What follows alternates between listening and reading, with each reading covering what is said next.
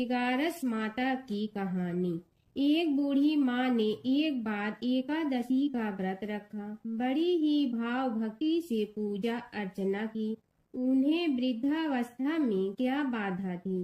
वे तो अपने पुत्र पौत्र की सुख सुविधा के लिए व्रत रखने लगी थी। वे दिन भर तो जरा कठोर मन करके अपनी प्यास को रोके रही। दिन में पूजा पाठ किया, कथा सुनी और पंडित जी को मिट्टी के पात्र में भर कर पानी और ऋतु फल दान में दिए। दोनों भर भर कर वितरण किया। उन्हें गर्मी के कारण बहुत बेचैनी हो रही थी। इस कारण से बड़ी देर तक पानी में पड़ी रही और पानी के कुल्ला करती रही, मुंह धोती रही। तब कहीं थोड़ा बहुत धैर्य बंध पाया। धूप तो तेज पड़ ही रही थी, इस कारण बार बार मुंह सूख रहा था। बूढ़ी माँ बहुत बेचैन हो रही थी। एक बुढ़ापा और दूसरे भयंकर गर्मी। वृद्धावस्था की स्थिति को कुछ दूसरी ही प्रकार की होती है। जैसे तैसे रो धो के दिन कट पाया। अब पहाड़ सी रात सामने थी, उसको काटना बड़ा ही कठिन दिखाई दे रहा था। खटिया पर पड़े शांति नहीं मिल रही थी। वे बार बार करवट बदल रही थी। अनेक बार वे बाहर जाती और भीतर आती। उन्हें घर के अंदर शांति नहीं थी। वे पड़ी पड़ी एकादशी माता का स्मरण करती रही। वे कहती रही कि हे माता जी, आप मेरी लाज रखिए, आप ही मुझे शक्ति दे दीजिएगा जिससे मैं भली भांति आपका व्रत कर सकूं और ये पहाड़ सी रात शांति पूर्वक व्यतीत हो सके। प्यास के कारण बूढ़ी माँ की बेचैनी तो बढ़ ही रही थी।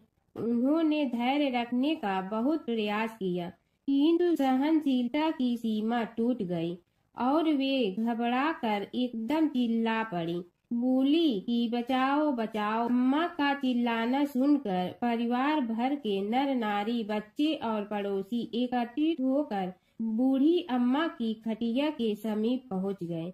सबने पूछा कि अम्मा जी, आपको क्या हो गया है?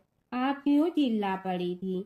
आप इस वृद्धावस्था में एक कठिन व्रत क्यों कर रही हैं? अम्मा जी, शक्ति से ही भक्ति होती है। थोड़ी ही देर में वे फिर से बोली कि अरे, हमारे तो प्राण ही निकलने जा रहे हैं।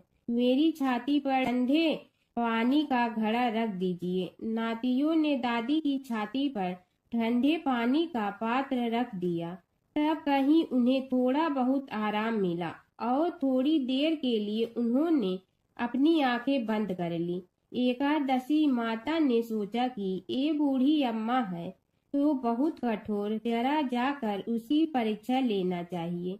वे आधी रात को मुर्गा बनकर टेर लगाने लगी। मुर्गा की आवाज सुनकर दादी जल्दी से उठी और बाहर जाकर आसमान की ओर देखा, किंतु आसमान में कहीं उन्हें प्रातःकालीन तारा नहीं दिखाई दिया। वे सोचने लगी कि ये मुर्गा क्यों और कैसे बोल गया है। उन्हें प्यास तो बढ़ ही रही थी। थोड़ा बहुत उनका मन भी विचलित होने लगा था, किंतु अंत में उन्होंने दृढ़ निश्चय किया कि मैं अब व्रत को पूर्ण करके ही छोड़ूंगी, चाहे भले ही मेरे प्राण निकल जाएं। ये सोचकर फिर वे खटिया पर शिथिल होकर लेट गए। थोड़ी ही देर में एकादशी माता ने उनकी फिर से परीक्षा लेनी चाहिए। एक छोटी सी बालिका एक गिलास में शरबत लेकर उनके सिरहाने खड़ी हो गई और जोर से बोली कि दादी जी, सवेरा हो गया है, आप हाथ मुंह धोकर शरबत पी लीजिए। पहले तो शरबत का गिलास देखकर उनका मन ललचाने लगा, किंतु अचानक व्रत का स्मरण हो आया और उन्होंने सोचा कि मैं किसी भी प्रकार से अभी शरबत नहीं पी सकती हूँ और वे शांति पूर्वक अपनी घटिया पर लेट गई। फिर थोड़ी ही देर में उन्हें ऐसा लगा कि जैसे किसी ने उन्हें पानी के कुएं में पटक दिया हो। वे बड़ी देर तक उस कुएं में हाथ पांव चलाती रही, किंतु उन्होंने अपने मुंह में पानी की एक बूंद भी नहीं जाने दी और वे दृढ़ता पूर्वक अपना व्रत पालती रही। थोड़ी ही देर में न जाने कहां से सामने आग जलने लगी, जिससे भारी गर्मी पड़ने लगी। प्यास के कारण प्राण निकलने लगे, किंतु बूढ़ी अम्मा का कुछ भी नहीं बिगड़ पाया। वे जहां की तहां मुस्कुराती हुई बैठी रही। थोड़ी ही देर में बाहर प्रकाश दिखाई देने लगा। ऐसा लगा कि जैसे सवेरा हो गया हो। बूढ़ी अम्मा ने जब बाहर निकल कर देखा तो समझ गई कि अभी सवेरा होने में 3-4 घंटे की देरी है। यह जानकर वे शांति पूर्वक इधर उधर घूमने फिरने लगी। एकादशी माता ये बात अच्छी तरह से समझ गई कि ये बूढ़ी अम्मा किसी भी प्रकार से अपने व्रत से नहीं टल सकती है। वे उनके सत्य व्रत को अच्छी तरह से समझ गई। सवेरा होते ही बूढ़ी माँ ने स्नान किया, भगवान का पूजन पाठ किया, एकादशी माता की कथा सुनी, ब्राह्मणों को दक्षिणा देकर भोजन कराया। तब कहीं उन्होंने जल ग्रहण किया। कन्याओं को भोजन कराने के बाद अम्मा ने भोजन किया। उस श्रेष्ठ व्रत के प्रताप से बूढ़ी अम्मा की आयु में वृद्धि हो गई। उनका घर परिवार हरा भरा हो गया। घर में अब उनके कोई अभाव नहीं रहता। वे हर तरह के सुख साधनों से संपन्न हो गई।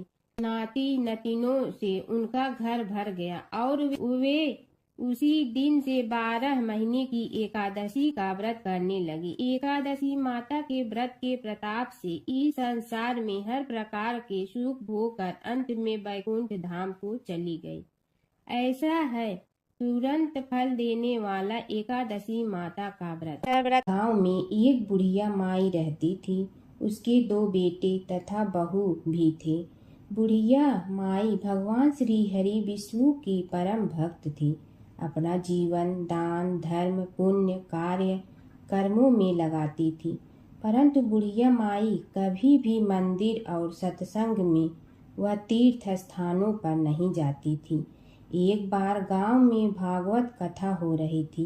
बेटे ने कहा, माँ आप सारा दिन घर में रहती हैं, आप मंदिर में भागवत कथा सुनने क्यों नहीं जाती? बुढ़िया माई ने बेटे का मन रखने के लिए कह दिया कि आज जाऊंगी, परंतु नहीं गई। ऐसा करते करते 6 दिन निकल गए। बुढ़िया माई के बेटे ने कहा, माँ आज अंतिम दिन है, आज तो कथा सुनने आपको जाना ही पड़ेगा। सारा दिन घर का काम करके बुढ़िया माई ने जाते जाते इतनी देर कर दी कि अंतिम दिन की भागवत कथा भी समाप्त हो गई।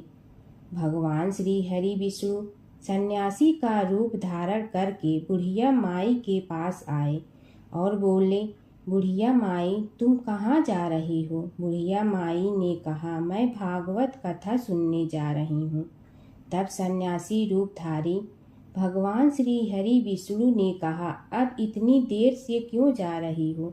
वहाँ तो अब कथा समाप्त हो गई है, अब वहाँ जाकर क्या करोगी? बुढ़िया माई ने कहा, अब घर से निकली हूँ तो जाकर ही रहूंगी। सब सन्यासी रूपधारी भगवान श्री हरि विष्णु ने कहा कि अब कथा समाप्त हो गई, भक्त लोग भी अपने अपने घर चले गए, अब तुम वहाँ से क्या लाओगी? तो बुढ़िया माई बोली, कुछ नहीं तो मैं वहाँ से एक ईंट ही उठा लाऊंगी। तो सन्यासी रूपधारी भगवान श्री हरि विष्णु बोले, तुम वहाँ से मिट्टी की ईंट लाओगी, उसके बदले में मैं तुम्हें एक सोने की ईंट दे देता हूँ। बुढ़िया माई ने ईंट ले ली और घर की तरफ चल पड़ी और विचार करने लगी कि यदि यह ईंट मैं घर लेकर जाऊंगी तो बेटे बहू झगड़ने लगेंगे। इसीलिए घर के आंगन में बाहर ही बुढ़िया माई ने वह ईंट जमीन में गाड़ दी। परंतु अब बुढ़िया माई का ध्यान उस ईंट पर ही रहने लगा।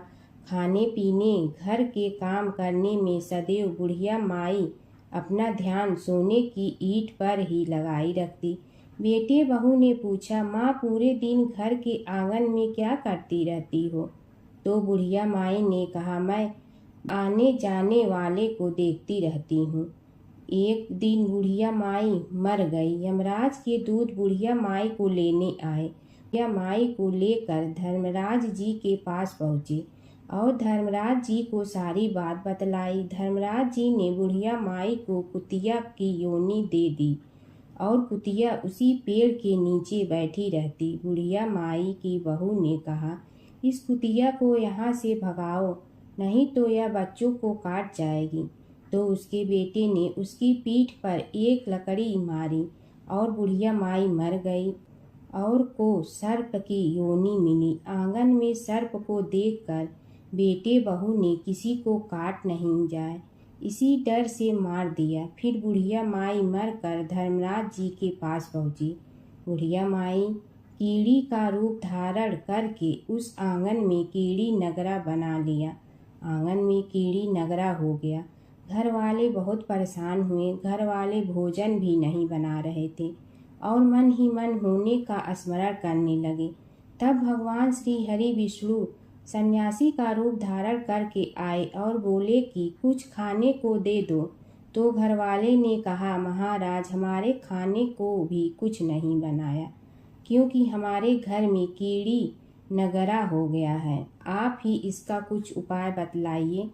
तब महाराज जी ने आंगन में खोदा और सोने की 28 निकाली और दोनों बेटों को दे दी और कहा, तुम्हारी माँ के नाम से दान पुण्य करना, धर्मशाला बनवाना, स्कूल बनवाना, प्याऊ लगवाना, गौशाला में गाय के चारे खाने की व्यवस्था करना। परंतु दोनों बेटे आपस में झगड़ने लगे कि तू दान कर, तू दान कर। किसी ने बुढ़िया माई के नाम से कोई दान नहीं किया और कीड़ी नगरा वहाँ उसी स्वरूप में स्थापित रहा। कुछ दिन बाद सन्यासी वापस आया और बुढ़िया माई के बेटों ने भगवान स्वरूपधारी सन्यासी महाराज से कहा कि हमारी घर की हालत वैसी की वैसी है, कीड़ी नगरा तो वैसे का वैसा ही है। तब साधु रूपधारी सन्यासी महाराज ने कहा, वह सोने के ईंट के टुकड़े लाओ और उन्हें बेचकर उनसे जो भी धन मिले उसे तुम्हारी माँ के नाम से दान पुण्य करो। इस कीड़ी नगरा पर शक्कर और आटा डालो। तुम ऐसा करोगे तो तुम्हारी माँ को मोक्ष प्राप्ति होगी। और उनके घर से कीड़ी नगरा चला गया। जो व्यक्ति प्रतिदिन सुबह प्रातः आटा और शक्कर कीड़ी नगरे पर डालता है वह सदैव धनवान, पुत्रवान, संपन्न, सुख शांति से जीवन यापन करता है। उसके घर में कभी कोई कष्ट नहीं आता है। उसका जीवन सदा सर्वदा आनंद से व्यतीत होता है। उसके परिवार जन उसे अत्यधिक स्नेह प्रदान करते हैं। कीड़ी नगरा प्रतिदिन सींचने से जुड़ी नगरी की कहानी सुनने से, दान पुण्य व धर्म कार्यों में रुचि लगाने से जीवन उत्तम हो जाता है। भगवान विष्णु और नारद की कथा। एक बार नारद मुनि जी ने भगवान विष्णु जी से पूछा, हे भगवान, आपका इस समय सबसे प्रिय भक्त कौन है? अब विष्णु तो भगवान हैं, सो झट से समझ गए अपने भक्त नारद मुनि की बात और मुस्कुरा कर बोले, मेरा सबसे प्रिय भक्त उस गांव का एक किसान है। यह सुनकर नारद मुनि जी थोड़ा निराश हुए और फिर से एक प्रश्न किया, हे भगवान, आपका बड़ा भक्त तो मैं हूँ, तो फिर सबसे प्रिय क्यों नहीं? भगवान विष्णु जी ने नारद मुनि जी से कहा, इसका जवाब तो तुम खुद ही दोगे। जाओ, एक दिन उसके घर रहो और फिर सारी बात मुझे बताना। नारद मुनि जी सुबह सवेरे मुंह अंधेरे उस किसान के घर पहुंच गए। देखा अभी अभी किसान जगा है और उसने अब सबसे पहले अपने जानवरों को चारा देता, फिर मुंह धोता, दैनिक कार्यों से निवृत्त होता, जल्दी जल्दी भगवान का नाम लिया, रूखी सूखी रोटी खाकर जल्दी जल्दी अपने खेतों पर चला गया। सारा दिन खेतों में काम किया और शाम को वापस घर आया। जानवरों को अपनी जगह बांधा, उन्हें चारा पानी डाला, हाथ धोया, मुंह धोया, फिर थोड़ी देर भगवान का नाम लिया, फिर परिवार के संग बैठकर खाना खाया और कुछ बातें की और फिर से सो गया। अब सारा दिन यह सब देखकर नारद मुनि जी भगवान विष्णु के पास वापिस आए और बोले, भगवान, मैं आज सारा दिन उस किसान के संग रहा, लेकिन वो तो ढंग से आपका नाम भी नहीं ले सकता। उसने थोड़ी देर सुबह, थोड़ी देर शाम को और भी जल्दी जल्दी आपका ध्यान किया, और मैं तो 24 घंटे सिर्फ आपका ही नाम जपता हूँ। क्या आपका सबसे प्रिय भक्त वो गरीब किसान ही है? भगवान विष्णु जी ने नारद की बात सुनकर कहा, अब इसका जवाब भी तुम मुझे खुद ही देना। और भगवान विष्णु जी ने एक कलश अमृत से भरा नारद मुनि को थमाया और बोले, इस कलश को लेकर तुम तीनों लोकों की परिक्रमा करके आओ, लेकिन ध्यान रहे अगर एक बूंद भी अमृत नीचे गिरा तो तुम्हारी सारी भक्ति और गुण नष्ट हो जाएगी। नारद मुनि तीनों लोकों की परिक्रमा करके जब भगवान विष्णु के पास वापस आए तो खुश होकर बोले, भगवान, मैंने एक बूंद भी अमृत नीचे नहीं गिरने दिया। विष्णु भगवान ने पूछा, और इस दौरान तुमने मेरा नाम कितना बार लिया, मेरा स्मरण कितनी बार किया? तो नारद बोले, अरे भगवान जी, मेरा तो सारा ध्यान इस अमृत पर था, फिर आपका ध्यान कैसे करता? भगवान विष्णु ने कहा, हे नारद, देखो उस किसान को, वो अपना कर्म करते हुए भी नियमित रूप से मेरा स्मरण करता है, क्योंकि जो अपना कर्म करते हुए भी मेरा जाप करे वो ही मेरा सबसे प्रिय भक्त है। तुम तो सारे दिन खाली बैठे ही जप करते हो, और जब तुम्हें कर्म दिया तो मेरे लिए तुम्हारे पास समय ही नहीं था। तो नारद मुनि सब समझ गए और भगवान के चरण पकड़ कर बोले, हे भगवान, आपने मेरा अहंकार तोड़ दिया, आप धन्य हैं। माता सीता की कथा। यह कहानी सीता माता कहती थी और श्री राम इसे सुना करते थे। एक दिन श्री राम भगवान को किसी काम के लिए बाहर जाना पड़ा, तो सीता माता कहने लगी कि भगवान, मेरा तो 12 वर्ष का नित्य नियम है, अब आप बाहर जाएंगे तो मैं अपनी कहानी किसे सुनाऊंगी? श्री राम ने कहा कि तुम कुएं की पाल पर जाकर बैठ जाना और वहाँ जो औरतें पानी भरने आएंगी उन्हें अपनी कहानी सुना देना। सीता माता कुएं की पाल पर जाकर बैठ जाती हैं। एक स्त्री आई, उसने रेशम की जड़ी की साड़ी पहन रखी थी और सोने का घड़ा ले रखा था। सीता माता उसे देख कहती हैं कि बहन, मेरा 12 वर्ष का नित्य सुन लो। पर वह स्त्री बोली कि मैं तुम्हारा नित्य सुनूंगी तो मुझे घर जाने में देरी हो जाएगी और मेरी सास मुझसे लड़ेंगी। उसने कहानी नहीं सुनी और चली गई। उसकी रेशम जड़ी की साड़ी फट गई, सोने का घड़ा मिट्टी के घड़े में बदल गया। सास ने देखा तो पूछा कि ये किसका दोष अपने सिर लेकर आ गई है? बहू ने कहा कि कुएं पर एक औरत बैठी थी, उसने कहानी सुनने के लिए कहा, लेकिन मैंने सुनी नहीं, जिसका यह फल मिला है। बहू की बात सुनकर अगले दिन वही साड़ी और घड़ा लेकर सास कुएं की पाल पर गई। सास को वहीं माता सीता बैठी मिली, तो माता सीता ने कहा कि बहन, मेरी कहानी सुन लीजिए। सास बोली कि एक बार छोड़, मैं तो 4 बार कहानी सुन लूंगी। राम आए, लक्ष्मण आए, देश के पुजारी आए, नित नेम का नेम लाए, आओ राम बैठो राम, तपी रसोई जियो राम, माखन मिश्री खाओ राम, दूध बतासा पियो राम, सूत के पलका मोठो राम, साल दुसाला पोठो राम, साल दुसाला ओढ़ो राम, जब बोलो जब राम ही राम, राम संवारे सबके काम, खाली घर भंडार भरेंगे, सबका बेड़ा पार करेंगे, श्री राम जय राम जय जय राम। सास बोली कि बहन, कहानी तो बहुत अच्छी लगी। कहानी सुनकर सास घर चली गई और उसकी साड़ी फिर से रेशम जड़ी की बन गई। मिट्टी का घड़ा फिर सोने के घड़े में बदल गया। बहू कहने लगी, सासू माँ आपने ये सब कैसे किया? सास ने कहा कि बहू तू दोष लगा के आई थी और मैं अब दोष उतार कर आ रही हूँ। बहू ने फिर पूछा कि वह कुएं वाली स्त्री कौन है? सास बोली कि वे सीता माता थी। वे पुराने से नया कर देती हैं, खाली घर में भंडार भर देती हैं। वह लक्ष्मी जी का वास घर में कर देती हैं। आदमी की जो भी इच्छा हो उसे पूरा कर देती हैं। बहू बोली कि ऐसी कहानी मुझे भी सुना दो। सास बोली कि ठीक है, तुम भी सुनो। और सास ने कहानी शुरू की।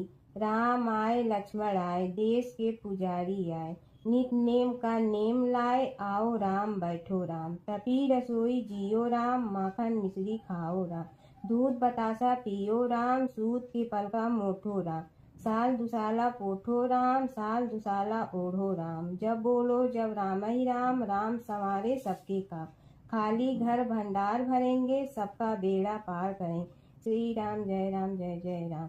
कहानी सुनकर बहू बोली कि कहानी तो बहुत अच्छी है। सास ने कहा कि ठीक है, इस कहानी को रोज कहा करेंगे। अब सास बहू रोज सवेरे उठती, नहाती धोती और पूजा करने के बाद नितनेम की सीता की कहानी कहती। एक दिन उनके यहाँ एक पड़ोस की औरत आई और बोली कि बहन जरा सी आँच दे ना। तो वह बोली कि आज तो अभी हमने जलाई ही नहीं। पड़ोसन ने कहा कि तुम सुबह 4 बजे से उठकर क्या कर रही हो? फिर उन्होंने कहा कि सुबह उठकर हम पूजा करते हैं, फिर सीता माता की नितनेम की कहानी कहते हैं। पड़ोसन ने उसकी बात सुनकर फिर कहा कि सीता माता की कहानी कहने से तुम्हें क्या मिलता है? वे बोली कि इनकी कहानी कहने से घर में भंडार भर जाते हैं, सारे काम सिद्ध होते हैं, मन की इच्छा भी पूरी हो जाती है। पड़ोसन कहती है कि बहन ऐसी कहानी तो मुझे भी सुना दो। फिर वह बोली कि ठीक है, तुम भी यह कहानी सुन लो। राम आए लक्ष्मण आए, देश के पुजारी आए, नित नेम का नेम लाए, आओ राम बैठो राम। सारी कहानी सुनने के बाद पड़ोसन कहने लगी, बहन कहानी तो मुझे बहुत अच्छी लगी। अब वह पड़ोसन भी नित नेम सीता माता की कहानी कहने लगी। कहानी कहने से सीता माता ने पड़ोसन के भी भंडार भर दिए। अब तो पूरे मोहल्ले में नित नेम की कथा चल पड़ी। हर किसी की मनोकामना पूरी होने लगी। हे सीता माता, जैसे आपने उनके भंडार भरे वैसे ही आप हमारे भी भंडार भरना, सबकी भरना, कहानी सुनने वाले के भी और कहानी कहने वाले के भी। जमुना की कहानी। प्राचीन समय में एक गांव था जिसमें 2 बहनें रहा करती थी। एक बहन का नाम गंगा था तो दूसरी बहन का नाम जमुना था। एक बार दोनों बहनें एक साहूकार के खेत से गुजर रही थी तो जमुना ने 13 दाने जौ के तोड़ लिए, जिसे देख गंगा बोली कि तुझे तो ग्रहण लग गया, तूने चोरी की है। इस पर जमुना बोली कि अब मेरा ग्रहण कैसे धुलेगा। गंगा ने कहा कि तुझे 12 साल तक साहूकार के यहाँ नौकरी करनी पड़ेगी, तभी तेरा पाप धुलेगा और ग्रहण से मुक्ति मिलेगी। जमुना साहूकार के यहाँ नौकरी के लिए जाती है और अपने लिए काम मांगती है। साहूकार उसे काम पर रख लेता है, लेकिन काम करने से पहले जमुना उसे कहती है कि मैं सारे काम करूंगी लेकिन 4 काम नहीं करूंगी। जूठे बर्तन नहीं मांजूंगी, झाड़ू नहीं लगाऊंगी, बिस्तर नहीं बिछाऊंगी और दिया नहीं जलाऊंगी। 12 साल के बाद कुंभ का मेला लगा तो साहूकारनी भी कुंभ नहाने जाने लगी। जमुना ने उसे जाते देख कहा कि कुंभ के मेले में मेरी बहन गंगा मिलेगी तो उसे यह सोने का टक्का दे देना, इससे वह अपने हाथों में सुंदर चूड़ियां पहन लेगी। साहूकारनी ने कुंभ के मेले में गंगा को वह सोने का टका दे दिया। गंगा ने उनसे वह टका लेते हुए कहा कि मेरी बहन को कहना कि उसके 12 वर्ष पूरे हो गए हैं, अब वह वहां वापिस आ जा। साहूकार व साहूकारनी वापिस घर आए तब जमुना मटके में पानी भर रही थी। दोनों जमुना से बोले कि हमने सोने का वह टका तेरी बहन गंगा को दे दिया था और उसने कहा है कि तेरे 12 वर्ष पूरे हो गए हैं, इसलिए अब तुम वापिस जाओ। यह समाचार सुनते ही जमुना सहस्त्र धारा में बदल गई और बहने लगी। जमुना जी का यह रूप देखकर साहूकार और साहूकारनी परेशान हो गई थी। हमारे घर में जमुना माता ने काम किया, हमें तो अब ग्रहण लग गया है, हम यह ग्रहण कैसे उतारेंगे। जमुना भागकर गंगा माता के पास चली गई। गंगा ने जमुना से पूछा कि तुम साहूकार साहूकारनी से पूछ कर आई हो या ऐसे ही बिना बताए आ गई। तब जमुना बोली कि मैं तो कुछ भी बताकर नहीं आई हूँ। गंगा ने कहा कि जा उन्हें धीरज दे आ, नहीं तो उन्हें जीवन भर असंतोष ही रहेगा। गंगा के कहने पर जमुना माता ने साहूकार साहूकारनी को सपने में दर्शन दिए और कहा कि तुम दोनों उल्टे माथे क्यों पड़े हो, जाओ उठकर खाओ पियो। तब दोनों बोले कि हम कैसे उठे, हमें तो ग्रहण लगा है, क्योंकि हमने उल्टे सीधे और पता नहीं कितने नीच कार्य आपसे कराए हैं। तब जमुना जी बोली कि तुम्हें ग्रहण नहीं लगा है, ग्रहण तो मुझे लगा था कि मैंने तुम्हारे खेत से 13 दाने जौ के चुराए थे। मैं तो अपना ग्रहण उतारने तुम्हारे घर आई थी। मेरा ग्रहण तुम्हारे घर में 12 वर्ष तक रहने से उतर गया है और मेरी मुक्ति हो गई है। जमुना जी ने कहा कि तुम्हें कोई ग्रहण नहीं लगा है, उल्टे मेरे 12 वर्ष तक यहाँ रहने से तुम्हारी भी मुक्ति हो गई है। यह कहकर जमुना जी स्वप्न से चली गई। दोनों उठकर देखते हैं कि उनके घर में पहले से भी अधिक धन हो गया है। हे जमुना माता, जैसे आपने साहूकार व साहूकारनी की मुक्ति कराई, वैसे ही आप अपने सभी भक्तों की करना। बसेरे की कहानी। किसी गांव में एक भाट व एक जाट रहता था। दोनों में घनिष्ठ मित्रता थी। एक बार जाट अपनी बहन के घर जाने को तैयार हुआ तो भाट अपनी ससुराल जाने को तैयार हुआ। दोनों साथ चल पड़े तो रास्ते में रुककर एक कुएं की मुंडेर पर बैठ गए। जाट ने भाट से कहा कि नगर बसेरा कर लेते हैं। इस पर भाट बोला कि तू ही नगर बसेरा कर ले, मैं तो अपनी ससुराल जा रहा हूँ, वहाँ खूब खातिर होगी मेरी, तू कर ले नगर बसेरा। जाट वहीं कुएं के पास बैठ पानी की घंटी और चावल का दाना लेकर नगर बसेरा करने लगा। नगर बसेरा करने के साथ जाट कहने लगा कि नगर बसेरा जो करे सो मल धोवे पाँव, ताता माड़ा तापसी देगी मेरी माँ, माँ देगी मावशी तेगी द्वारका का वास, मीठा मीठा घास वृंदावन का वास, 5 कुल्थी छठी रास, मेरी जीवड़ो श्री कृष्ण के पास, डालू पानी हो जाए घी, झट से निकल जाए मेरा जी। यह सब कर कर के वह जाट बहन के पास चल पड़ा। जाट की बहन ने भाई के आने पर उसकी खातिर की खी बूरा के साथ भाई को जिमाया। दोनों ने बैठकर ढेर सारी बातें की।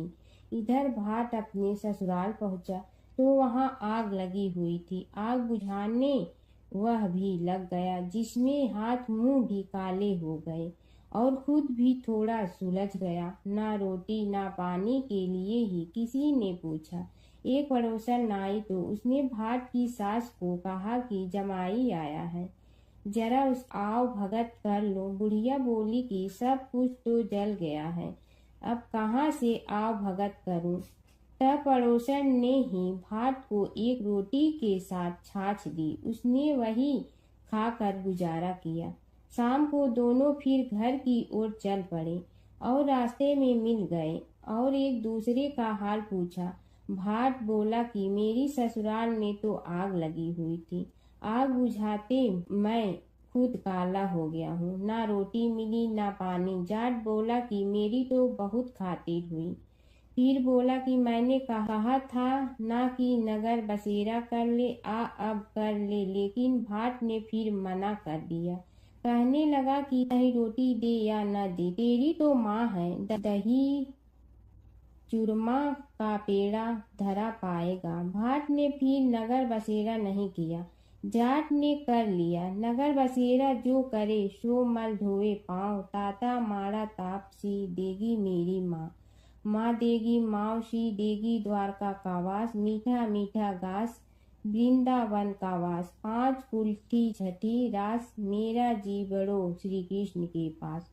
डालू पानी हो जाए घी, झट से निकल जाए मेरा जी। करके वह चल पड़ा।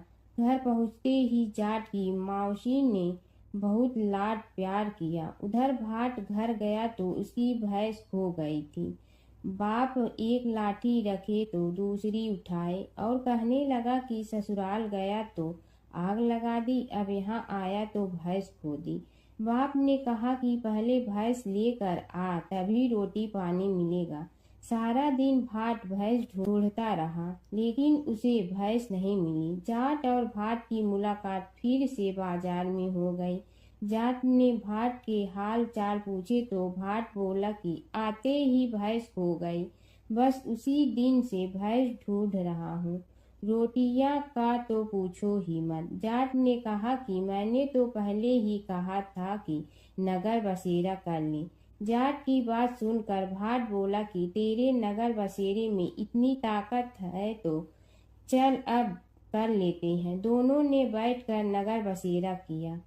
नगर बसेरा जो करे सो मल धोवे पाँव, ताता मारा तापसी देगी मेरी माँ। माँ देगी मौसी देगी द्वारका का वास, मीठा मीठा घास वृंदावन का वास। 5 कुल्ठी छठी रास, मेरा जीवड़ो श्री कृष्ण के पास। डालू पानी हो जाए घी, झट से निकल जाए मेरा जी। दोनों के नगर बसेरा करने पर भाट जैसे ही आगे बढ़ा तो उसकी खोई भैंस मिल गई, जिसे लेकर घर पहुंचा। घर पहुंचते ही माँ ने कहा कि लड़के को आते ही घर से निकाल दिया, सारे दिन से ये भूखा प्यासा भटक रहा है। यह कहकर उसकी माँ ने उसको खूब खिलाया पिलाया। इस घटना के बाद सारे नगर में ढिंढोरा पिटवा गया कि तब कोई अपने पीहर या सास से आते जाते नगर बसेरा करें। जैसे भाट को नगर बसेरा करने का फल मिला, वैसे ही हर किसी को मिले। गणेश और बुढ़िया माई की कथा। एक बुढ़िया थी, वह बहुत ही गरीब और दृष्टिहीन थी। उसके एक बेटा और बहू थे। वह बुढ़िया सदैव गणेश जी की पूजा किया करती थी। एक दिन गणेश जी प्रकट होकर उस बुढ़िया से बोले, बुढ़िया माँ तू जो चाहे सो मांग ले। बुढ़िया बोली, मुझे तो मांगना नहीं आता, कैसे और क्या मांगूं। तब गणेश जी बोले, अपने बहू बेटे से पूछ कर मांग ले। तब बुढ़िया ने अपने बेटे से कहा, गणेश जी कहते हैं तू कुछ मांग ले, बता मैं क्या मांगूं। पुत्र ने कहा, माँ तू धन मांग ले। बहू से पूछा तो बहू ने कहा, नाती मांग ले। तब बुढ़िया ने सोचा कि ये तो अपने अपने मतलब की बात कर रहे हैं, अतः उस बुढ़िया ने पड़ोसन से पूछा तो उन्होंने कहा, बुढ़िया तू तो थोड़े दिन जियोगी, क्यों तू धन मांगो और क्यों नाती मांगे। तू तो अपनी आँखों की रोशनी मांग ले, जिससे तेरी जिंदगी आराम से कट जाए। इस पर बुढ़िया बोली, यदि आप प्रसन्न है तो मुझे 9 करोड़ की माया दे, निरोगी काया दे, अमर सुहाग दे, आँखों की रोशनी दे, नाती दे, पोता दे और सब परिवार को सुख दे और अंत में मोक्ष दे। यह सुनकर तब गणेश जी बोले, बुढ़िया माँ तुमने तो हमें ठग लिया, फिर भी जो तूने मांगा है वचन के अनुसार सब तुझे मिलेगा। और यह कहकर गणेश जी अंतर ध्यान हो गए। उधर बुढ़िया माँ ने जो कुछ मांगा वह सब कुछ मिल गया। हे गणेश जी महाराज, जैसे तुमने उस बुढ़िया माँ को सब कुछ दिया वैसे ही सबको देना। बुढ़िया माई को मुक्ति दी। तुलसी माता की कथा।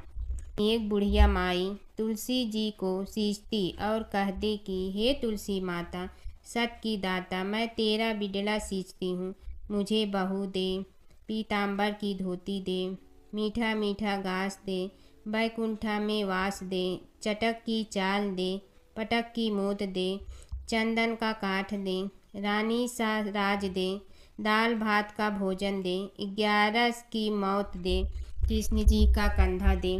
तब तुलसी माता यह सुनकर सूखने लगी। तो भगवान ने पूछा कि हे तुलसी, तुम क्यों सूख रही हो?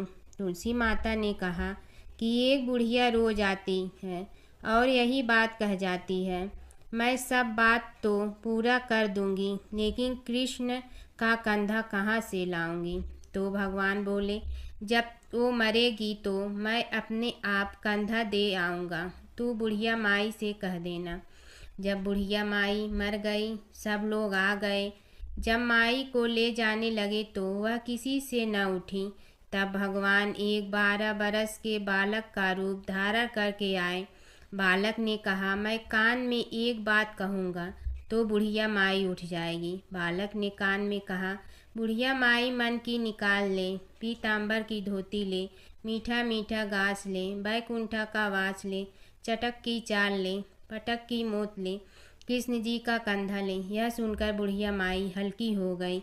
भगवान ने कंधा दिया और बुढ़िया माई को मुक्ति मिल गई। हे तुलसी माता, जैसे बुढ़िया माई को मुक्ति दी वैसे सबको देना। की बात है कि विष्णु भगवान का विवाह लक्ष्मी जी के साथ निश्चित हो गया।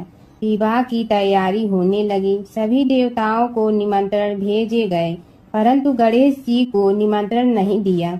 कारण जो भी रहा हो, अब भगवान विष्णु की बारात जाने का समय आ गया। सभी देवता अपनी पत्नियों के साथ विवाह समारोह में आए। उन सब ने देखा कि गणेश जी कहीं दिखाई नहीं दे रहे हैं। तब वे आपस में चर्चा करने लगे कि क्या गणेश जी को कोई न्योता नहीं दिया है या स्वयं गणेश जी ही नहीं आए हैं। सभी को इस बात पर आश्चर्य होने लगा। तभी सब ने विचार किया कि विष्णु भगवान से ही इसका कारण पूछा जाए। विष्णु भगवान से पूछने पर उन्होंने कहा कि हमने गणेश जी के पिता भोलेनाथ महादेव को न्योता भेजा है। यदि गणेश जी अपने पिता के साथ आना चाहते हैं तो आ जाते, अलग से न्योता देने की कोई आवश्यकता भी नहीं थी। दूसरी बात यह है कि उनको 1.25 मन मूंग, 1.25 मन चावल, 1.25 मन घी और 1.25 मन लड्डू का भोजन दिन भर में चाहिए। यदि गणेश जी नहीं आएंगे तो कोई बात नहीं, दूसरे के घर जाकर इतना सारा खाना पीना अच्छा भी नहीं लगता। इतनी वार्ता कर ही रहे थे कि किसी एक ने सुझाव दिया, यदि गणेश जी आ भी जाए तो उनके द्वारपाल बनाकर बैठा देंगे कि आप घर की याद रखना। आप तो चूहे पर बैठकर धीरे धीरे चलोगे तो बारात से बहुत पीछे रह जाओगे। यह सुझाव भी सबको पसंद आ गया तो विष्णु भगवान ने भी अपनी सहमति दे दी। होना क्या था कि इतने में गणेश जी वहां आ पहुंचे और उन्हें समझा बुझा कर घर की रखवाली करने बैठा दिया गया। बारात चल रही थी, तब नारद जी ने देखा कि गणेश जी तो दरवाजे पर ही बैठे हुए हैं। तो वे गणेश जी के पास गए और रुकने का कारण पूछा। गणेश जी कहने लगे कि विष्णु भगवान ने मेरा बहुत अपमान किया है। नारद जी ने कहने लगे कि अपनी मूसक देना को आगे भेज दे तो वह रास्ता खोद देगी, जिससे उनके वाहन धरती में धंस जाएंगे। तब आपको सम्मान पूर्वक बुलाना पड़ेगा। अब तो गणेश जी ने अपनी मूसक सेना जल्दी से आगे भेज दी और सेना ने जमीन पोली कर दी। जब बारात वहां से निकली तो रथों के पहिए धरती में धंस गए। लाख कोशिश करे परंतु पहिए नहीं निकले। सभी ने अपने अपने उपाय किए परंतु पहिए तो नहीं निकले, बल्कि जगह जगह से टूट गए। किसी की समझ में नहीं आ रहा था कि अब क्या किया जाए। तब तो नारद जी ने कहा, आप लोगों ने गणेश जी का अपमान करके अच्छा नहीं किया। यदि उन्हें मना कर लाया जाए तो आपका कार्य सिद्ध हो सकता है और यह संकट टल सकता है। शंकर भगवान ने अपने दूत नंदी को भेजा और वे गणेश जी को लेकर आए। गणेश जी का आदर सम्मान के साथ पूजन किया। तब कहीं रथ के पहिए निकले। अब रथ के पहिए निकल के परंतु टूट फूट गए तो उन्हें सुधारे गए। पास के खेत में खाती काम कर रहा था, उसे बुलाया गया। खाती अपना कार्य करने के पहले श्री गणेशाय नमः कहकर गणेश जी की वंदना मन ही मन करने लगा। देखते ही देखते खाती ने सभी पहियों को ठीक कर दिया। तब खाती कहने लगा कि हे देवताओं, आपने सर्वप्रथम गणेश जी को नहीं मनाया होगा और न ही उनकी पूजन की होगी, इसीलिए तो आपके साथ यह संकट आया है। हम तो मूर्ख अज्ञानी हैं, फिर भी पहले गणेश जी को पूजते हैं, उनका ध्यान करते हैं। आप लोग तो देवतागण हैं, फिर भी आप गणेश जी को कैसे भूल गए? अब आप लोग भगवान श्री गणेश जी की जय बोल कर जाएं तो आपके सब काम बन जाएंगे और संकट कट जाएंगे। ऐसा कहते हुए बारात वहां से चल दी और विष्णु भगवान को लक्ष्मी जी के साथ विवाह संपन्न करा के सभी सकुशल घर लौट आए। हे गणेश जी महाराज, आपने विष्णु को जैसे कारज सारियो ऐसे कारज सबको सिद्ध कर जो। बोलो गजानन भगवान की जय। सूत जी बोले, हे शौनक जी, यह एक तथ्य है कि गणेश जी ही उसके पात्र हैं।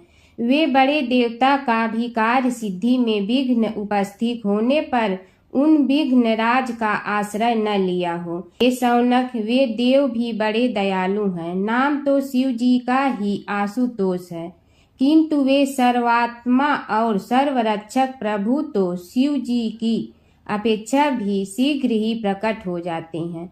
उनका भक्त कभी किसी संकट में नहीं पड़ता।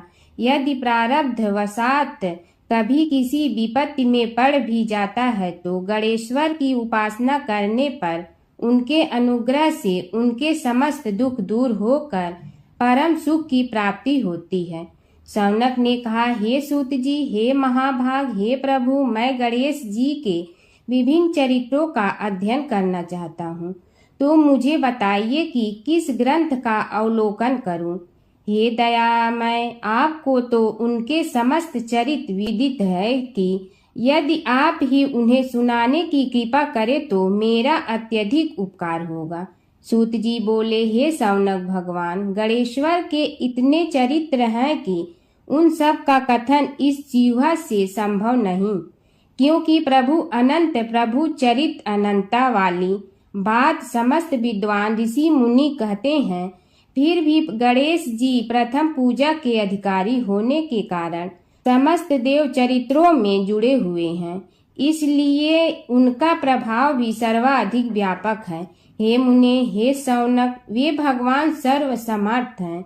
वे सभी का तिरस्कार करने में समर्थ हैं, किंतु उनका तिरस्कार कोई भी नहीं कर सकता। यह त्रिलोक्य उन्हीं भगवान के संकेत पर नित्य करता है। इसकी समस्त क्रियाएं उन्हीं की इच्छा पर आश्रित हैं।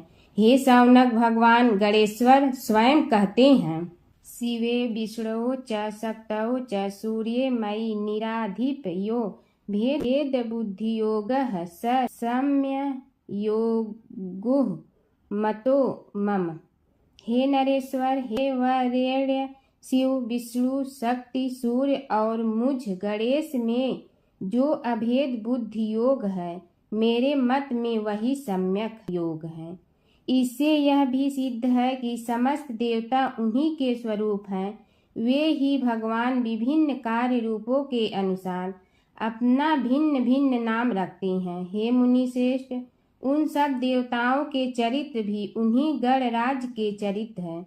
यद्यपि सब चरित्र एक ही ग्रंथ में मिलने में संभव नहीं है, फिर भी गणेश्वर के अनेकों प्रमुख चरित्रों का वर्णन गणेश पुराण में हुआ है। राजा सोमकांत का वृतांत कथन।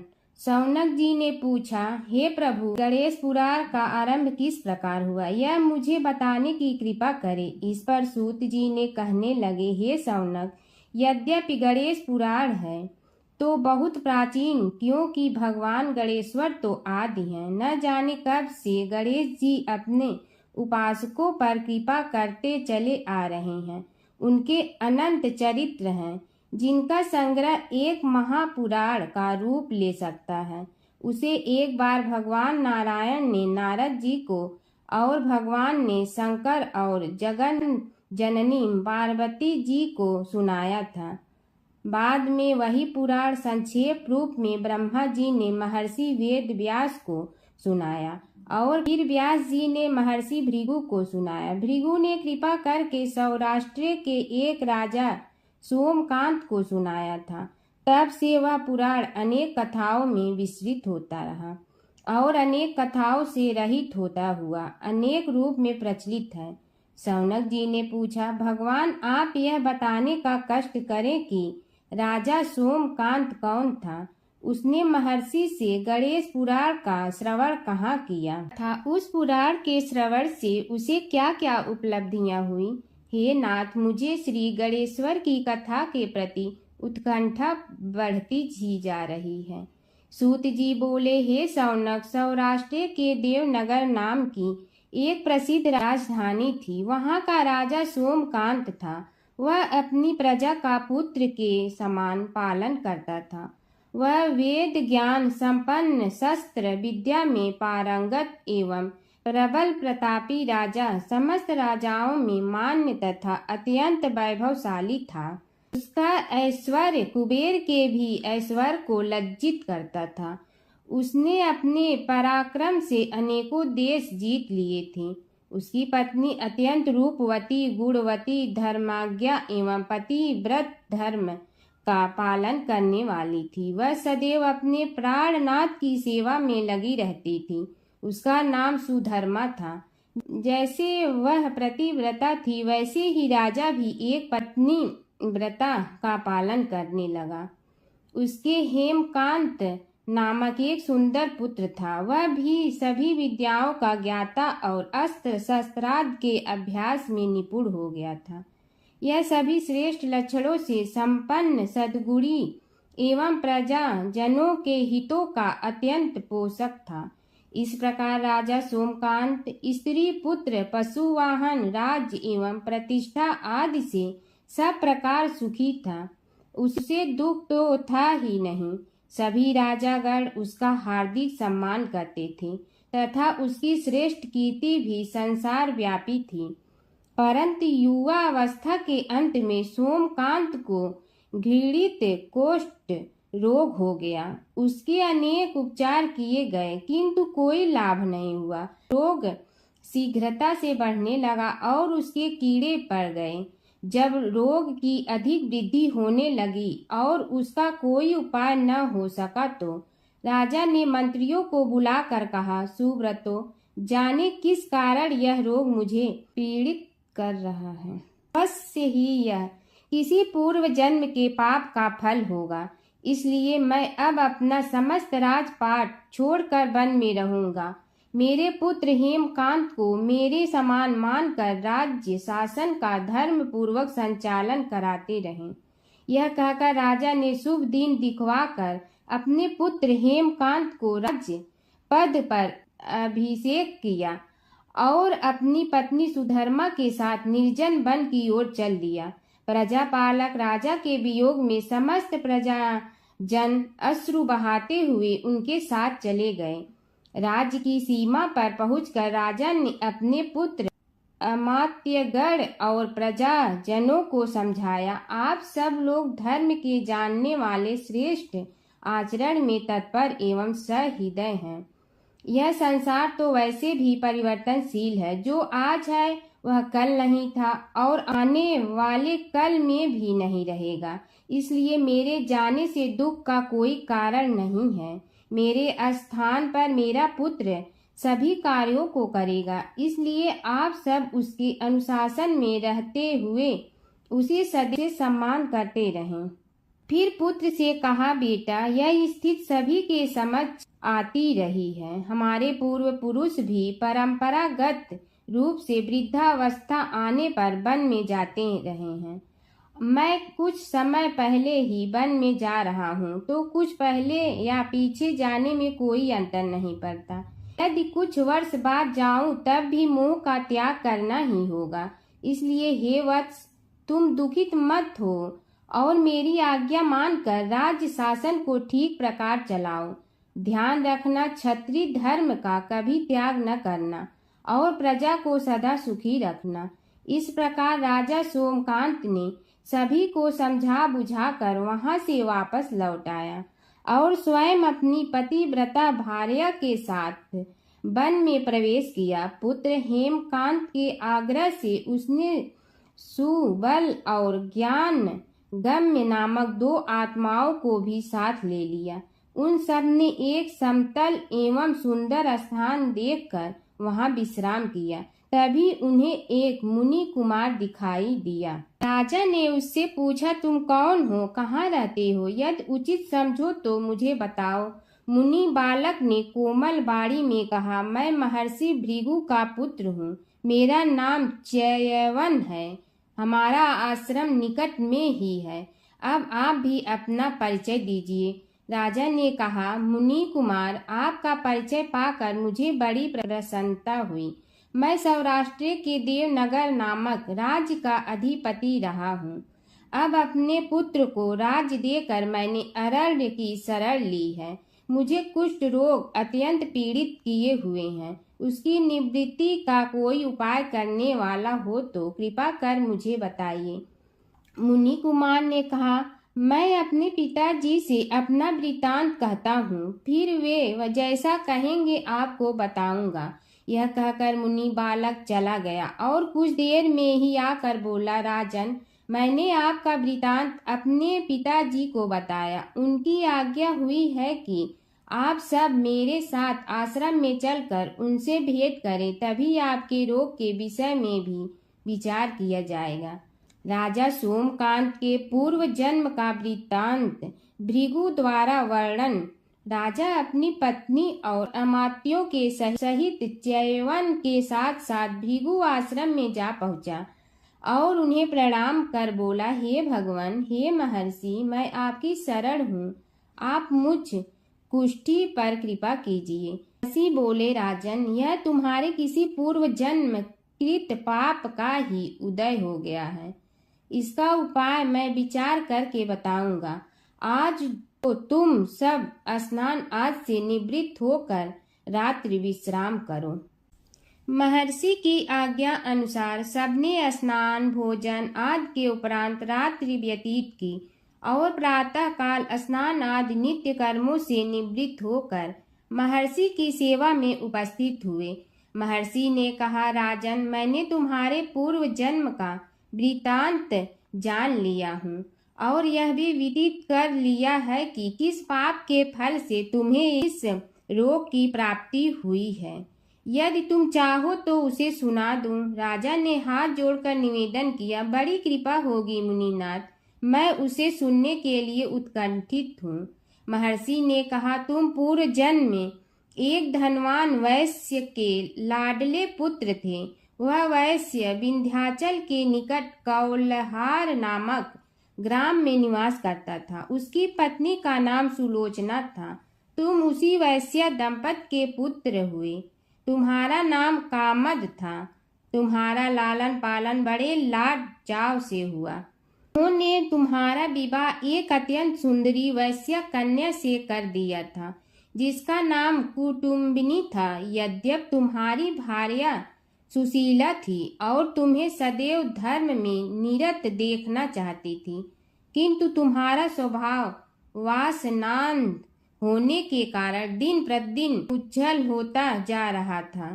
किंतु माता पिता भी धार्मिक थे, इसलिए उनके सामने तुम्हारी उज्ज्वलता दबी रही। परंतु माता पिता की मृत्यु के बाद तुम निरंकुश हो गए और अपनी पत्नी की बात भी नहीं मानते थे। तुम्हें अनाचार में प्रवृत्त देखकर उसे दुख होता था, तो भी उसका कुछ बस न चलता था। तुम्हारी उन्मत्तता चरम सीमा पर थी। अपनों से भी द्वेष और क्रूरता का व्यवहार किया करते थे। हत्या आदि कराते थे। तुम्हारे लिए सामान्य बात हो गई। पीड़ित व्यक्तियों ने तुम्हारे विरुद्ध राजा से पुकार की। अभियोग चला और तुम्हें राज्य की सीमा से भी बाहर चले जाने का आदेश हुआ। तब तुम घर छोड़कर किसी निर्जन वन में रहने लगे। उस समय तुम्हारा कार्य लोगों को लूटना और हत्या करना ही रह गया। एक दिन माध्याह्न काल था। गुणवर्धक नामक एक विद्वान ब्राह्मण उधर से निकला। बेचारा अपनी पत्नी को लिवाने के लिए ससुराल जा रहा था। तुमने उस ब्राह्मण युवक को पकड़कर लूट लिया। प्रतिरोध करने पर उसे मारने लगे तो वह चित्कार करने लगा, मुझे मत मार, मत मार, देख मेरा दूसरा विवाह हुआ है, मैं पत्नी को लेने के लिए जा रहा हूँ। किंतु तुम तो क्रोधवश में ऐसे लीन हो रहे थे कि तुमने उसकी बात सुनकर भी नहीं सुनी। जब उसे मारने लगे तो उसने श्राप दे दिया, अरे हत्यारे, मेरी हत्या के पाप से तो सहस्त्र कल्प तक घोर नरक भोगोगे। तुमने उसकी कोई चिंता न की और सिर काट लिया। राजन, तुमने ऐसी ऐसी एक नहीं बल्कि अनेक निरीह हत्याएं की थी, जिनकी गणना करना भी पाप है। इस प्रकार इस जन्म में तुमने घोर पाप कर्म किए थे, किंतु बुढ़ापा आने पर जब अशक्त हो गए तब तुम्हारे साथ जो क्रूर कर्मा थे वे भी किनारा कर गए। उन्होंने सोच लिया कि अब तो इसे खिलाना भी पड़ेगा, इसलिए मरने दो यहीं। अमोघ प्रभाव गणेश उपासना का कथन। राजन, अब तुम निरालंब थे, चल फिर तो सकते ही नहीं थे। भूख से पीड़ित रहने के कारण रोगों ने भी घेर लिया। उधर से जो कोई निकलता तुम्हें घृणा की दृष्टि से देखता हुआ चला जाता। तब तुम आहार की खोज में बड़ी कठिनाई से चलते हुए एक जीर्ण शीर्ण देवालय में पहुंचा। उसमें भगवान गणेश्वर की प्रतिमा विद्यमान थी। तब न जाने किस पुण्य के उदय होने से तुम्हारे मन में गणेश जी के प्रति भक्ति भाव जागृत हुआ। तुम निराहार रहकर उनकी उपासना करने लगे। उससे तुम्हें सब कुछ मिला और रोग भी कम हुआ। राजन, तुमने अपने साथियों की दृष्टि बचाकर बहुत सा धन एक स्थान पर गाड़ दिया था। अब तुमने उस धन को उसे देवालय के जीर्णोद्धार में लगाने का निश्चय किया। शिल्पी बुलाकर उस मंदिर को सुंदर और भव्य बनवा दिया। इस कारण कुख्याति सुख्याति में बदलने लगी। फिर यथा समय तुम्हारी मृत्यु हुई। यमदूतों ने पकड़कर तुम्हें यमराज के समक्ष उपस्थित किया। यमराज तुमसे बोले, जीव, तुमने पाप और पुण्य दोनों ही किए हैं और दोनों का ही भोग तुम्हें भोगना है, किंतु पहले पाप का फल भोगना चाहते हो पुण्य का। इसके उत्तर में तुमने प्रथम अपने पुण्य कर्मों के भोग की इच्छा प्रकट की और इसीलिए उन्होंने तुम्हें राजकुल में जन्म लेने के लिए भेज दिया। पूर्व जन्म में तुमने भगवान गणाध्यक्ष का सुंदर एवं भव्य मंदिर बनवाया था, इसलिए तुम्हें सुंदर देह की प्राप्ति हुई। यह कहकर महर्षि भृगु कुछ रुके। उन्होंने देखा कि राजा को इस वृतांत पर शंका हो रही है। तभी महर्षि के शरीर में असंख्य विकराल पक्षी उत्पन्न होकर राजा की ओर झपटे। उनकी चोंच बड़ी तीक्ष्ण थी, जिनसे वे राजा के शरीर को नोच नोच कर खाने लगे। उसके कारण उत्पन्न असहनीय पीड़ा से व्याकुल हुए राजा ने महर्षि के समक्ष हाथ जोड़कर निवेदन किया, प्रभु, आपका आश्रम तो समस्त द्वेष आदि से परे है और यहाँ मैं आपकी शरण में बैठा हूँ। तब यह पक्षी मुझे आकर ही क्यों पीड़ित कर रहे हैं? हे मुनिनाथ, इनसे मेरी रक्षा कीजिए। महर्षि ने राजा के अंतर्वचन सुनकर सांत्वना देते हुए कहा, राजन, तुमने मेरे वचनों में शंका की थी और जो मुझ सत्यवादी के कथन में शंका करते हैं उसे खाने के लिए मेरे शरीर से इसी प्रकार पक्षी प्रकट हो जाते हैं, जो कि मेरे हुंकार करने पर भस्म हो जाया करते हैं। यह कर महर्षि ने हुंकार की और तभी वे समस्त पक्षी भस्म हो गए। राजा श्रद्धावनत होकर उनके समक्ष अश्रुपात करता हुआ बोला, प्रभु, अब आप पाप से मुक्त होने का उपाय कीजिए। महर्षि ने कुछ विचार कर कहा, राजन, तुम पर भगवान गणेश्वर की कृपा सहज रूप से है और वे ही प्रभु तुम्हारे पापों को भी दूर करने में समर्थ हैं। इसलिए तुम उनके पाप नाशक चरित्रों का श्रवण करो। गणेश पुराण में उनके चरित्रों का भले प्रकार वर्णन हुआ है। अतएव तुम श्रद्धा भक्ति पूर्वक उसी को सुनने में चित्त लगाओ। राजा ने प्रार्थना की, महामुनि, मैंने गणेश पुराण का नाम भी आज तक नहीं सुना, तो उनके सुनने का सौभाग्य कैसे प्राप्त कर सकूंगा। हे नाथ, आपसे अधिक ज्ञानी और प्रकांड विद्वान और कौन हो सकता है। आप ही मुझ पर कृपा कीजिए। महर्षि ने राजा की दीनता देखकर उसके शरीर पर अपने कमंडल का मंत्रपूत जल छिड़का। तभी राजा को एक छींक आई और नासिका से एक अत्यंत छोटा काले वर्ण का पुरुष बाहर निकल आया। देखते देखते वह बढ़ गया। उसके भयंकर रूप को देखकर राजा कुछ भयभीत हुआ, किंतु समस्त आश्रमवासी वहां से भाग गए। वह पुरुष महर्षि के समक्ष हाथ जोड़कर खड़ा हो गया। उन्हें उसकी ओर देखा और कुछ उच्च स्वर में बोले, तू कौन है, क्या चाहता है। वह बोला, मैं साक्षात पाप हूँ। समस्त पापियों के शरीर में मेरा निवास है। आपके मंत्रपूत जल के स्पर्श से मुझे विवश होकर राजा के शरीर से बाहर निकलना पड़ा है। अब मुझे बड़ी भूख लगी है, बताइए क्या खाऊं और कहाँ रहूं। महर्षि बोले, तू उस आम के अवकाश स्थान में निवास कर और उसी वृक्ष के पत्ते खाकर जीवन निर्वाह कर। यह सुनते ही वह पुरुष आम के वृक्ष के पास पहुंचा, किंतु उसके स्पर्श मात्र से वह वृक्ष जलकर भस्म हो गया। फिर जब पाप पुरुष को रहने के लिए कोई स्थान दिखाई न दिया तो वह भी अंतर्हित हो गया। हर व्रत कथा के साथ पढ़ी और सुनी जाने वाली लपसी तपसी की यह कहानी। एक तपसी था। तपसी हमेशा भगवान की तपस्या में लीन रहता था। लपसी रोजाना 1.25 सेर की लपसी बनाकर भगवान का भोग लगाकर जीम लेता था। एक दिन दोनों लड़ने लगे। तपसी बोला, मैं रोज भगवान की तपस्या करता हूँ, इसलिए मैं बड़ा हूँ। लपसी बोला, मैं रोज भगवान को 1.25 सेर लपसी का भोग लगाता हूँ, इसलिए मैं बड़ा हूँ। नारद जी वहाँ से गुजर रहे थे। दोनों को लड़ता देखकर उनसे पूछा कि तुम क्यों लड़ रहे हो। तपसी ने खुद के बड़ा होने का कारण बताया और लपसी ने अपना कारण बताया। नारद जी बोले, तुम्हारा फैसला मैं करूँगा। दूसरे दिन लपसी और तपसी नहाकर अपनी रोज की भक्ति करने आए तो नारद जी ने छुपकर 1.25 करोड़ की एक एक अंगूठी उन दोनों के आगे रख दी। तपसी की नज़र उस अंगूठी पर पड़ी जो उसने चुपचाप अंगूठी उठाकर अपने नीचे दबा ली। तब लपसी की नज़र अंगूठी पर पड़ी, लेकिन उसने ध्यान नहीं दिया। भगवान को भोग लगाकर लपसी खाना खाने लगा।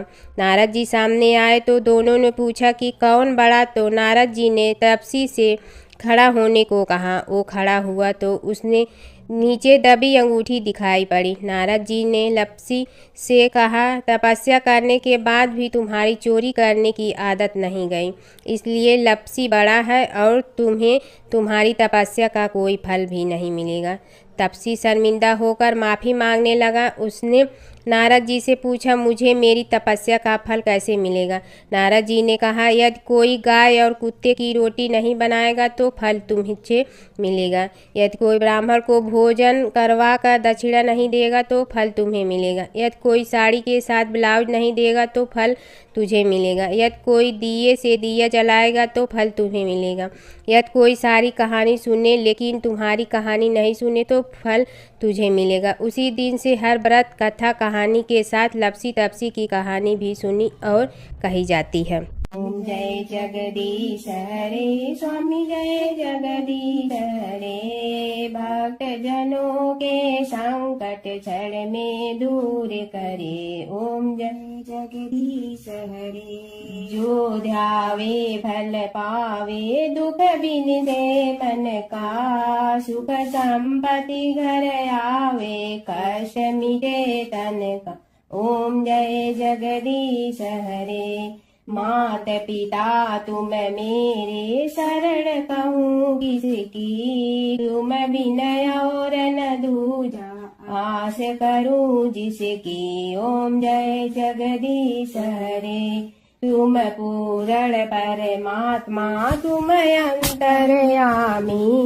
पार ब्रह्म परमेश्वर तुम सबके स्वामी, ओम जय जगदीश हरे। तुम बिंदा के सागर तुम पालन करता, मैं मूरख कल काम कृपा करो भरता, ओम जय जगदीश हरे। तुम हो ये कय गोचर सबके प्राणपति, किस विधि मिलूं दया में तुमको मैं कुमति, ओम जय जगदीश हरे। दीन बंधु दुख हरता तुम रक्षक मेरे, अपने हाथ उठाओ द्वार पड़ा तेरे, ओम जय जगदीश हरे। विषय विकार मिटा पाप हरो देवा,